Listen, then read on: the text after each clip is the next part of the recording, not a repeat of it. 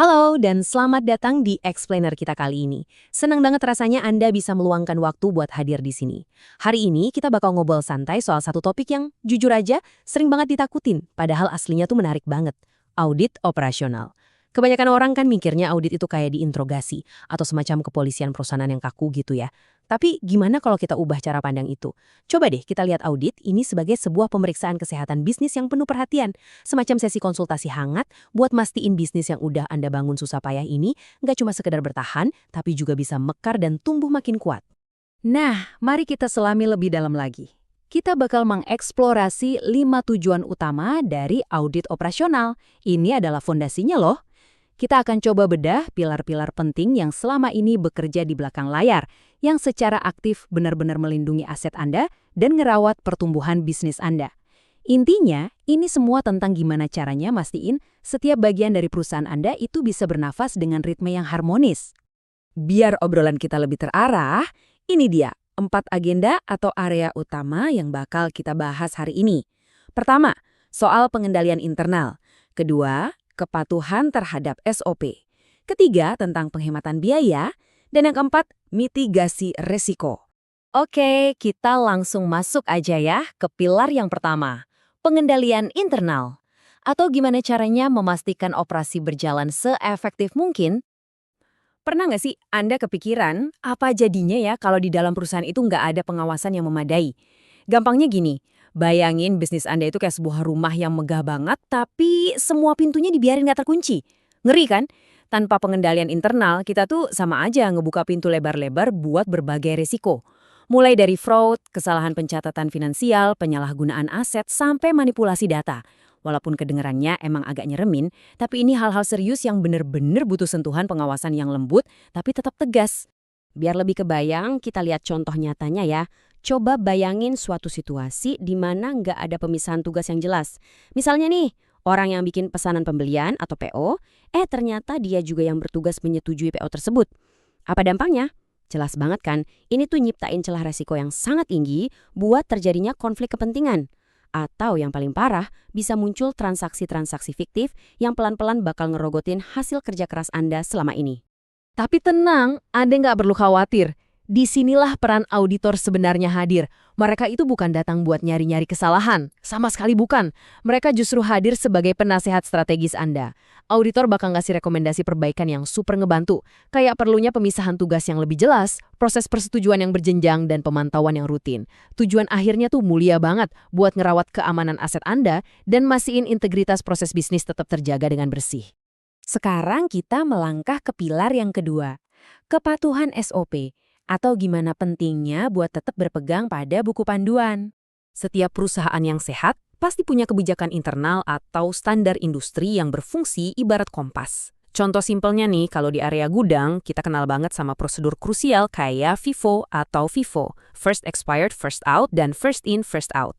Nah, coba bayangin kalau staf kita sampai mengabaikan kompas sederhana ini, dampaknya bisa bikin pusing loh. Barang-barang jadi keburu kedaluarsa, perusahaan jelas merugi, dan yang paling bikin kita sedih, munculnya keluhan dari pelanggan tercinta kita. Nggak mau kan hal itu terjadi? Makanya, waktu proses audit berjalan, para auditor yang teliti ini bakal ngelakuin pendekatan 3 langkah yang elegan banget.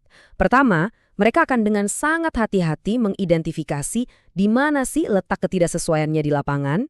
Kedua, mereka nggak akan sekedar ngeritik, justru mereka bakal nyusun rekomendasi perbaikan SOP yang sifatnya membangun. Dan ketiga, mereka bakal terus memonitor implementasinya buat mastiin perbaikan itu benar-benar bikin tim Anda makin solid dan kuat. Pada akhirnya, patuh sama SOP itu bukan berarti kita jadi birokratis yang kaku dan ribet ya. Ini murni soal gimana kita menjaga konsistensi operasional perusahaan. Karena dari konsistensi inilah akan lahir kepercayaan pelanggan yang kuat banget dan pastinya ngasih kedamaian pikiran buat Anda yang ada di jajaran manajemen. Lanjut ke pilar ketiga, penghematan biaya. Ini nih waktunya kita menemukan pemborosan-pemborosan yang selama ini tersembunyi. Wah, kalau bagian ini sih pasti jadi favoritnya setiap pemilik bisnis ya. Kadang tuh kita saking fokusnya ngejar omset dan pendapatan, sampai lupa kalau ada kebocoran-kebocoran kecil yang lama-lama bisa bikin kapal kita tenggelam. Yuk kita kenali para pembunuh profit yang sering banget ngumpet diam-diam, mulai dari penggunaan kendaraan operasional yang bocor tanpa kontrol, persediaan di gudang yang overstock sampai numpuk, pembelian impulsif yang nggak direncanain, sampai biaya lembur yang ternyata berlebihan. Hal-hal kayak gini nih yang pelan-pelan mengikis kesehatan finansial Anda setiap harinya. Nah, disinilah letak keajaiban dari audit operasional. Auditor datang ngebawa solusi nyata buat Anda. Mulai dari ngebangun mekanisme kontrol biaya, pengawasan anggaran, gimana mengoptimalkan aset yang ada, sampai ngebantu evaluasi vendor. Hasilnya apa? Arus kas Anda bakal jauh lebih terawat, efisiensi meningkat drastis, dan yang paling penting, profitabilitas perusahaan yang udah Anda bangun susah payah ini bisa benar-benar maksimal.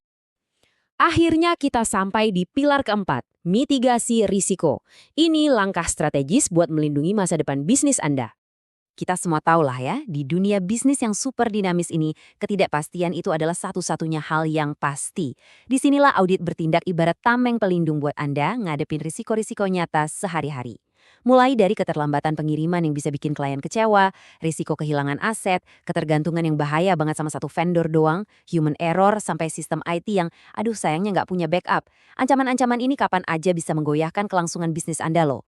Tapi tenang, buat bikin pikiran Anda jauh lebih tenang, auditor memfasilitasi sebuah siklus manajemen risiko 4 langkah yang benar-benar elegan. Mereka bakal merangkul tim Anda buat bareng-bareng mengidentifikasi kejadian beresiko, menilai seberapa besar dampaknya secara cermat, menyusun rencana mitigasi yang tangguh, dan memperkuat proses pemantauan. Ini adalah sebuah struktur indah yang emang dirancang khusus buat ngerawat masa depan bisnis Anda dari badai macam apapun yang mungkin datang. Jadi, setelah ngeliat keempat pilar tadi, saya sungguh berharap kita bisa ninggalin perspektif lama yang usang soal audit. Audit operasional itu pada dasarnya adalah sebuah pemeriksaan kesehatan yang menyeluruh dan penuh kasih sayang buat perusahaan Anda. Ini adalah bentuk kemitraan strategis yang sangat berharga dan sama sekali bukan alat hukuman buat nyari-nyari kesalahan staf Anda. Sebagai penutup obrolan hangat kita hari ini, saya pengen ninggalin satu pertanyaan ringan tapi cukup mendalam nih buat Anda renungkan. Di tengah padatnya kesibukan Anda menjalankan roda bisnis setiap hari, apakah Anda sungguh-sungguh sudah menyadari titik buta yang mungkin selama ini diam-diam bersembunyi di dalam operasi bisnis Anda sendiri? Mungkin ini adalah saat yang paling tepat buat mulai ngasih sedikit perhatian ekstra pada kesehatan operasional bisnis Anda. Terima kasih banyak ya udah meluangkan waktu ngobrol bareng saya hari ini. Sukses selalu buat bisnisnya, dan sampai jumpa di explainer kita selanjutnya.